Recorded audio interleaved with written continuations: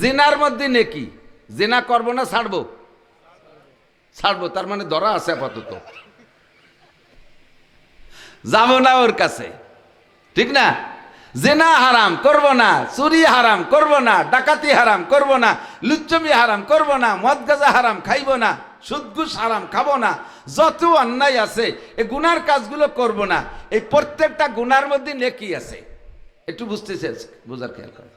প্রত্যেকটা গুনার মধ্যে নেকি আছে। ফাঁকে একটু প্যাঁচ বুঝোই নেই, এদিক থেকে বসে পড়েন, খুব তাড়াতাড়ি বসে পড়েন। বুঝতে হবে, একটা প্যাঁচ, একটা ক্রিটিক্যাল ঝামেলা মাথায় বাঁধাই দেই, তাহলে আপনার বুঝার দিক মনটা যাবে। নামাজ না পড়লে গুনাহ হয় না। নামাজ না পড়লে গুনাহ হয় না। আমি কি সত্যি কইছি? নামাজ না পড়লে গুনাহ হয় না, এ কথাটা সত্যি কথা বলছি। রোজা না রাখলে গুনাহ হয় না, সত্যি বলছি। হজ না করলে গুনাহ হয় না, সত্যি বলছি। আপনারা তো বড় মুফতি। আমার দলিল, আমার কাছে প্রমাণ আছে। নামাজ না পড়লে গুনাহ হয় না, রোজা না রাখলে গুনাহ হয় না, হজ না করলে গুনাহ হয় না, যাকাত না দিলে গুনাহ হয় না। তাহলে তো আজকে থেকে অবাধে এগুলো করব, যেহেতু গুনাহ হয় না, তা তো বেঁচে গেলাম। বুঝে নেন, গুনাহ যদি হয়, বুঝতেছেন তো? আবারও মনোনিবেশ অনুরোধ করতেছি, যেহেতু একটা ঝামেলায় বাধাই দিছি, এ নিয়ে বহুত জ্ঞান জামাবেন আল্লাহ বাসালি কালকে চার দোকানেতে। আর এখনই যাওয়ার সময় তর্জমা করতে যাবেন। বুঝলে অ্যাকশন, না বুঝলে রিয়াকশন, না বুঝলে রিয়াকশন। ওই লা তাকরাবুস সালাতা না কাকা, যা করতেছে সেটা আলাদা। বুঝলে অ্যাকশন, না বুঝলে রিয়াকশন। বোতলে আগের ডাক্তাররা চিকিৎসা করতো, মুরব্বীরা কন, বোতল ভরে ওষুধ, পানি ওষুধ দিয়ে গায়ে 6টা চুনির দাগ দিয়ে দিত। সকালে এক দাগ, দুপুরে এক দাগ, বিকেলে এক দাগ, মনে আছে নাকি? তো রুগীর এই 6 দাগ ওষুধ দিয়ে দেশে 2 দিন পর আসবে। 2 দিন পর এসে কাই অসুখ তো সারই নেই, আরো নতুন রোগ একটা পয়দা হয়েছে। সেটা কি কয়? জিভে চুলি গেছে। ডাক্তার কা গাদা, ওই পানি ওষুধ খালি জিভে চলে। কয় তুমি কি পানি ওষুধ খাতে কইছো? তুই কইছো সকালে এক দাগ, দুপুরে এক দাগ, রাত্রি এক দাগ। সে চুনির দাগ জিভে দিয়ে সাইটে উঠতে আমার জিভের জান শেষ। তে জায়গা কি দাগ মানে দাগ না ভিতরের ওষুধ? ভিতরের ওষুধ না। তোমরা বুঝাইতেছে, যা বসছে আর একটা। বুঝলে অ্যাকশন, শুনে বুঝে যাবেন, ইনশাল্লাহ রাস্তা দিয়ে পজিটিভ তর্জমা করতে করতে যাবেন। নামাজ না পড়লে গুনাহ হয় না। যদি নামাজ না পড়লে গুনাহ হইতো, তাহলে 60 বছর নামাজ না পড়ে আস্তাগফিরুল্লাহ পড়লে সব মাফ হয়ে যাইত।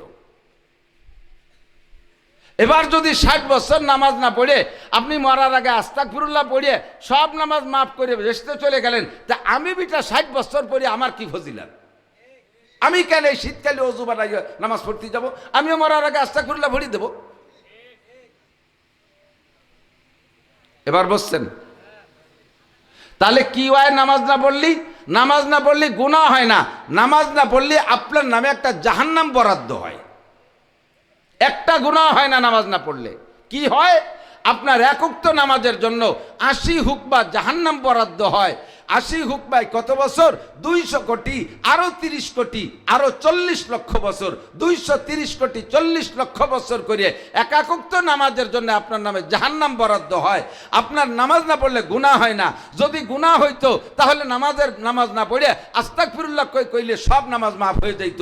না রোজা না রাইখা আস্তাগফিরুল্লাহ বলে সব রোজা মাফ হয়ে যাইত। হজ না কইরা আস্তাগফিরুল্লাহ বললে সব হজ মাফ হয়ে যাইত। যাকাত না দিয়া জিন্দেগীর শেষে আস্তাগফিরুল্লাহ বললে যাকাতের সবকিছু মাফ হয়ে যাইত।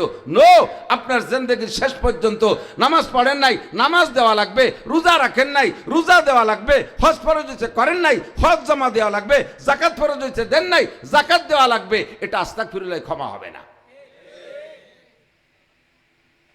আস্তাগফিরুল্লাহ ক্ষমা হবে। জিনা করছেন, আস্তাগফিরুল্লাহ। মিথ্যে কথা বলছেন, আস্তাগফিরুল্লাহ। টেলিভিশন দেখছেন, আস্তাগফিরুল্লাহ। দাড়ি কাটছেন, আস্তাগফিরুল্লাহ। দাঁড়াইয়া পেশাব করছেন, আস্তাগফিরুল্লাহ। খাড়াইয়া পায়খানা করছেন, আস্তাগফিরুল্লাহ। এটা খাইছেন, আস্তাগফিরুল্লাহ। মিথ্যে কথা বলছেন, আস্তাগফিরুল্লাহ। বেপরদা করছেন, আস্তাগফিরুল্লাহ। এই সমস্তগুলো হলো গুনাহ। এই গুনাহ করলে গুনাহ হয়, এগুলোতে গুনাহ হয়, আর এই গুনাহ মাফ হয় হলো আস্তাগফিরুল্লাহ দ্বারা। আল্লাহ পাক বলেন, কুল ইয়া ইবাদিয়াল্লাযীনা আসরাফু আলা আনফুসিহিম লা তাকনাতু মির রাহমাতিল্লাহ ইন্নাল্লাহা ইয়াগফিরুদ যুনুবা জামিআ। আল্লাহু আকবার।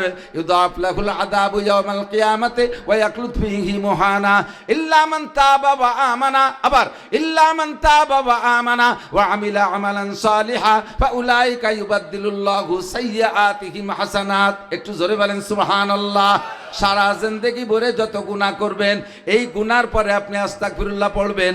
আল্লাহ পাক বলেন, তুমি যদি দিল থেকে আস্তাগফিরুল্লাহ পড়ে তওবা কইরা পরবর্তীতেও আমিলা আমালান সালিহা, ওই গুনাহগুলো আর কোনোদিন না করো, ওই গুনাহগুলো আর কোনোদিন না করো, তাহলে তোমার ওই আস্তাগফিরুল্লাহর বদৌলতে জিন্দেগির যত গুনাহ আছে শুধু ক্ষমা করে দিয়ে শেষ করব না, গুনাহ সংখ্যা পরিমাণ নেকিও লিখে দেব। এ হলো যদি গুনাহ হয়। কিন্তু যাতে গুনাহ না হয়, যা আস্তাগফিরুল্লাহ ক্ষমা হয় না, বুঝবেন তাতে গুনাহ থাক না, তা না করলে বা করলে গুনাহ হয় না। নামাজ না পড়লে, নামাজের সারা জিন্দেগি নামাজ না পড়ে আস্তাগফিরুল্লাহ পড়লে নামাজ মাফ হবে না।